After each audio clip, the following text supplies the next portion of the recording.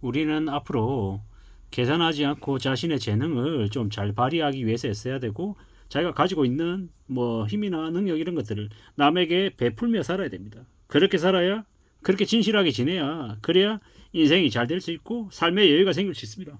여유가 있어야 됩니다. 절박하거나 악착 같은 마음 이런 것들 별로 좋지 않습니다. 너무 절박하고 너무 악착같이 하면, 내 것만 생각하고 남을 헤아리지 못하면요, 남들이 좋아하지 않습니다.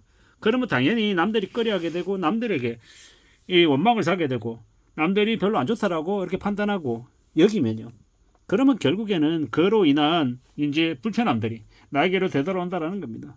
우리는 항상 요 각박한 현실 속에서도 삶을 정화시킬 기회를 가져야 됩니다. 세상이 격변하더라도, 사람들의 자신감이 낮아지더라도, 세상이 재미없어지더라도, 생동감이 없어지더라도, 내 자신은 항상 나의 생업 그리고 나의 일상에서 감사함을 찾고 고마워할 거리들을 찾아야 됩니다. 그래야 나의 생동감을 가질 수 있다는 겁니다. 삶이 재미없고 무료하고 지루하면요, 사람들이 술과 마약과 담배에 찌들어집니다. 혼돈의 세상이죠. 평생 이제 절박한 마음으로 살아가다 보면 항복이 끝해지면 다시 못 일어나는 겁니다. 이게 무섭지만 현실입니다. 지금은요, 1994년하고 많이 닮아 있답니다. 무슨 얘기입니까? 1997년 11월에 IMF가 터졌죠. 그와 같은 유사한 상황이다. 여기저기에서 꽤 안 좋다라고 얘기하는 얘기들이 되게 많이 들린다는 거죠. 한국이라고 하는 나라의 국가 신용 등급 하락 우려도 있고, 뭐 PF 대출로 인한 뭐 건설사들 연쇄 파산 얘기도 있고, 정권사 부도 얘기도 있고, 뭐 이래저래 안 좋은 얘기들이 너무도 많습니다. 안 좋은 얘기들 너무 많은데, 사람들은 여전히 부동산 얘기하고 주식 얘기하면서 부자가 될 것처럼 환상에 젖어 있습니다.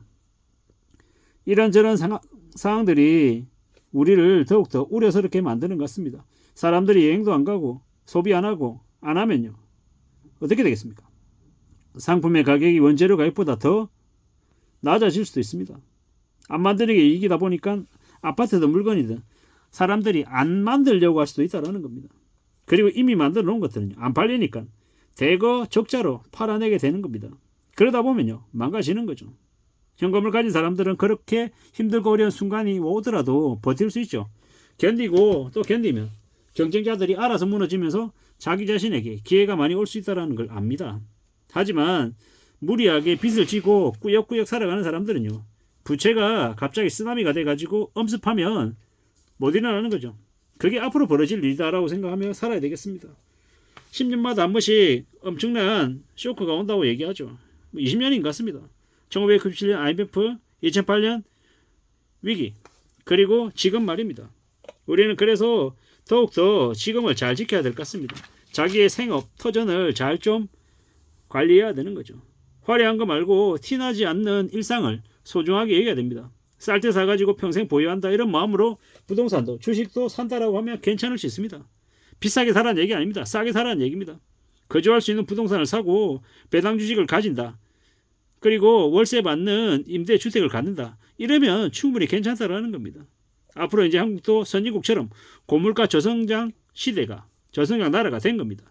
혼어쭈어다가 있고 외식 안 하고 걸어다니고 도시락 싸다니고 이러는 이제 소비를 축소하는 이제 모습들이 많아질 거다라는 겁니다. 이제 우리는요, 더욱더 그렇게 살아가게 됩니다. 그리고 중산층들의 삶이 어려지면서 이제 청년들도 대학을 그렇게 추종하지 않을 겁니다. 그리고 블루칼라들이 이제 인정을 받고요. 이러다가 한 10년 지나면요, 북한 강제 개방시켜가지고 북한으로 진출할 것 같기도 합니다. 왜냐? 그러지 않으면 힘드니까요. 지금 2025년, 2026년 되면 이 경제적인 어려움이 피크를 찍을 수도 있겠다는 얘기도 나옵니다. 대출 중단 사태 얘기도 나오고요. 경기 침체 얘기도 나오고, 이래저래 대출금리 심상치 않죠. 상황이 많이 안 좋습니다. 이런 안 좋은 상황이 계속되다 보면요, 소리 소문 없이 사람들이 몰락하고 무너지고 망가지고 엉망되는 거죠. 참 무서운 얘기입니다. 경제재앙이 오고 있는 중인데, 빚이 있는 사람들은 힘들어하고 빚 없는 사람들은 그냥 살고 있답니다.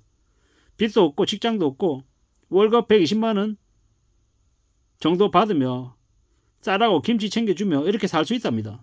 빚도 없고 직장도 없으면 매월 120만 원씩 기초생활비 뭐 이런 것들을 받으며 살 수 있다는 거죠. 근데 빚이 있으면요, 빚 많은 중산층들은요, 답이 없죠. 그대로 볼 때는 되게 잘 삽니다. 되게 우아하고 멋있게 살죠. 슈트바래. 근데 대출 갚아야 되죠. 이자 부담 때문에 허덕이죠. 돈 받는 거 없죠. 세금 빡세게 내야 되죠. 이래저래 아예 그냥 못 사는 사람들보다 훨씬 못한 상황이 되는 거죠. 격변의 시기입니다. 지금요 정신 바짝 차리고 살아야 됩니다. 이게 뭔가 싶은 거죠. 누가 뭐라 그래도 정신을 좀 차리고 살아야 됩니다. 이래저래 뭔가 싶은 거죠. 우리는 그동안에 신기루에 취해서 살았습니다. 정신을 못 차렸던 거죠. 앞으로는 정신을 좀 차리고 살아야 됩니다. 한국의 경제가 붕괴되고 있고 정말 험악해지고 있다는 겁니다. 지금 미국이 무슨 생각을 하고 있습니까?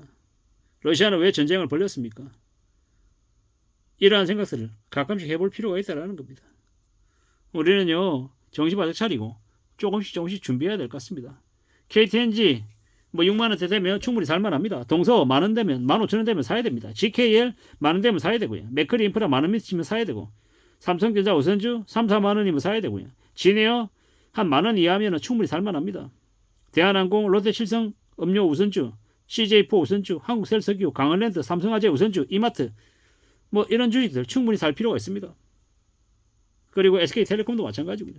현대차 EV 우선주도 마찬가지고, SK하이닉스도 마찬가지고, 마음 편하게 먹고 아주 싼 가격에 조금씩 모으고 한번 사면 절대 안 판다라는 생각으로 가져가면 될 것 같습니다. 그렇게 살면 충분할 것 같다라는 겁니다.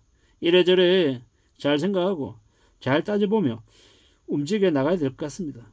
그게 더욱더 필요한 것 같습니다. 누가 뭐라고 해도 잘 좀 생각해 보자고요. 차근차근 가보자고요. 그러면 될 것 같습니다. 배당도 얼마나 나오는지 따져보고요. 이래저래 잘 좀 생각해 볼 필요가 있는 것 같습니다. 싸게 주워 담으면 평생 우리의 노후를 보장해 줄 그런 탄탄한 이제 금융자산이 되는 겁니다. 배당 주는 건데 어떻게 팝니까? 팔면 안 되죠. 평생 살려고 하는 집으로 주거 수단으로 집을 샀는데 뭘 사고 팔고 합니까? 사고 판다는 얘기로 돈 번다는 얘기는 가짜입니다. 그런 말에 놀아나면 안 된다라는 겁니다. 그보다는 평생을 내가 살아갈 텐데, 평생 내가 가져가는데 어떻게 운영해야 될지 이런 것들을 아주 긴 호흡으로 내다보는 게 훨씬 더 현명할 것 같다라는 겁니다. 그게 더욱더 의미가 있는 얘기입니다. 앞으로 우리는 좀 더 신경 쓰고 살아야 됩니다. 정말로 신경 쓰면서 살면 괜찮을 수 있다라는 겁니다. 너무 욕심 부리면 안 되고요. 비싸게 사면 안 되고요. 사면 절대 팔지 않는다라는 각오로, 그런 마음으로 살아가자라고 말씀을 드립니다.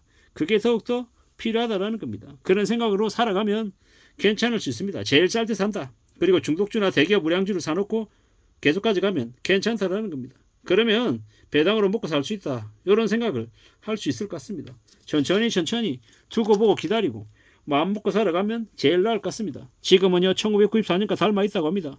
경기 침체는 절대 그냥 남의 얘기가 아니라는 겁니다. 우리의 얘기임을 잊지 말아야 될 것 같습니다. 이상입니다.